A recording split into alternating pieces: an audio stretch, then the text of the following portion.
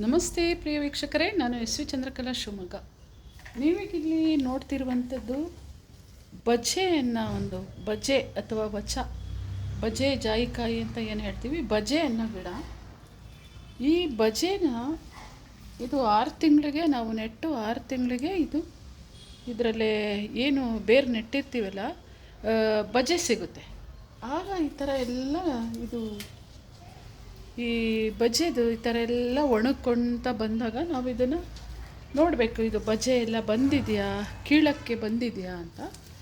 ಈಗ ನೋಡಿ, ಇದರಲ್ಲೇ ಬಜೆ ಕೀಳಕ್ಕೆ ಅಂತ ಬಂದಿದೆ ನೋಡಿ, ತೋರಿಸ್ತಿದ್ದು ನೋಡಿ, ಇಲ್ಲಿ ನಾನು ತೋರಿಸ್ತಿದ್ದೀನಲ್ಲ, ಈ ಒಂದರೊಳಗೆ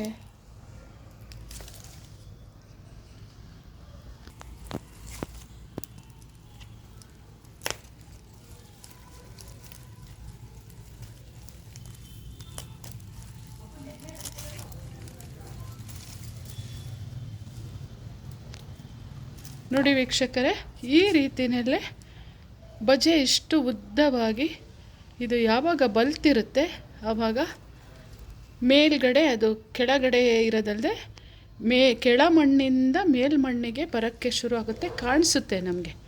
ಆಗ ನಾವು ಇದನ್ನು ಬಜೆ ತೆಕ್ಕೊಬೇಕು.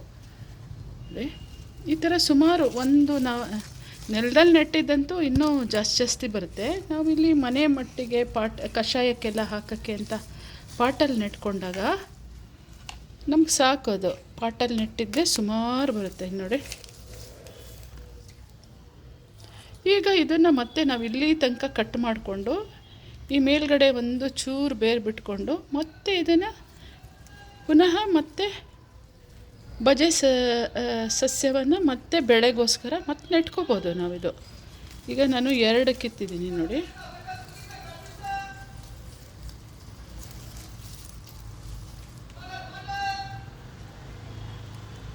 ಚೆನ್ನಾಗಿ ಬಲ್ತಿರುವಂಥ ಬಜೆ ಇದು.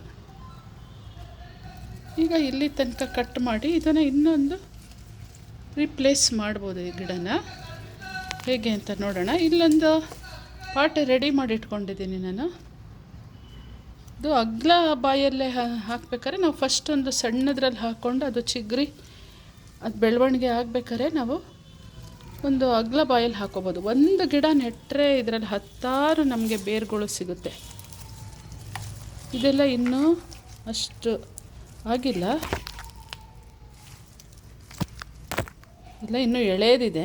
ಹಾಗಾಗಿ ಬಲ್ತಿರೋದು ನೋಡಿ ನಾವು ಇದನ್ನು ತೆಕ್ಕೊಂಡು ಬಜೆನ ತೆಕ್ಕೊಂಡು ಗಿಡ ಮತ್ತೆ ನೆಡ್ಬೋದು. ಇದನ್ನು ತೋರಿಸ್ತೀನಿ ನೋಡಿ ಎಷ್ಟು ಉದ್ದದ ಒಂದು ಬಜೆ ಸಿಕ್ಕಿದೆ ಅಂತ. ಇನ್ನೂ ಇದೆ ಅದರೊಳಗೆ.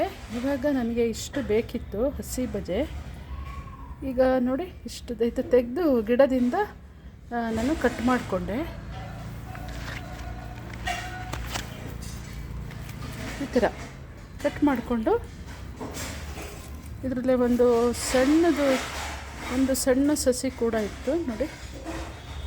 ಈಗ ಇದನ್ನು ನಾನು ಮತ್ತೊಂದು ಪಾಟಿಗೆ ಇಲ್ಲಿ ರೆಡಿ ಮಾಡಿ ಇಟ್ಕೊಂಡಿದ್ದೀನಿ, ನೆಡ್ತೀನಿ. ಅದು ತಕ್ಷಣ ನೆಟ್ಟುಬಿಟ್ರೆ ಸ್ವಲ್ಪ ನೆರಳೊಳಗೆ ಇಡಬೇಕು, ಬಿಸಿಲಲ್ಲಿ ಇಡಬಾರ್ದು. ಸ್ವಲ್ಪ ಭಾರಿ ಆಳವಾಗಲ್ಲ, ಒಂದು ಅರ್ಧ ಭಾಗದ ಒಂದು ಏನು ಪಾಟ್ ಸಿದ್ಧ ಮಾಡ್ಕೊಂಡಿರ್ತೀವಲ್ಲ, ಒಂದು ಅರ್ಧ ಭಾಗದ ಮೇಲ್ಮಣ್ಣು ಮೇಲೆ ಇದನ್ನು ನೆಡಬೇಕು. ಹೀಗೆ ಮತ್ತೆ ಇದು ಚೆನ್ನಾಗಿ ಚಿಗುರುತ್ತಾ ಬಂದಾಗ ಮತ್ತೆ ಸಿಗುತ್ತೆ. ನಾವು ಇನ್ನೂ ದೊಡ್ಡ ಪಾಟಿಗೆ ಕೂಡ ವರ್ಗಾಯಿಸ್ಬೋದು. ಇದು ನೋಡಿದ್ರಲ್ಲ ಪ್ರಿಯ ವೀಕ್ಷಕರೇ, ಬಜೆಯ ಒಂದು ಬೆಳವಣಿಗೆ ಹೇಗಾಗುತ್ತೆ, ನಮಗೆ ಹೇಗೆ ಬಜೆ ಸಿಗುತ್ತೆ ನೋಡಿ.